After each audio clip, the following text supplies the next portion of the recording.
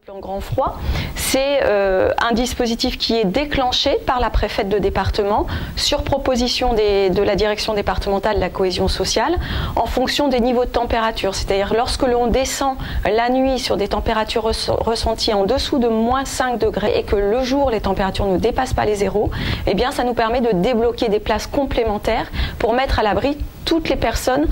qui dans le département n'ont pas d'hébergement.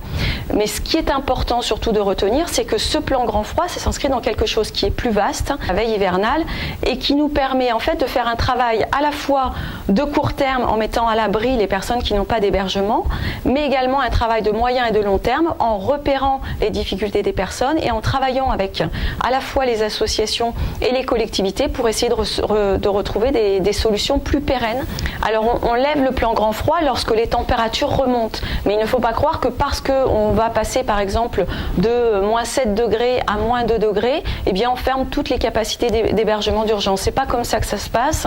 Dans le dispositif de veille hivernale, en fait, on a une approche qui est à la fois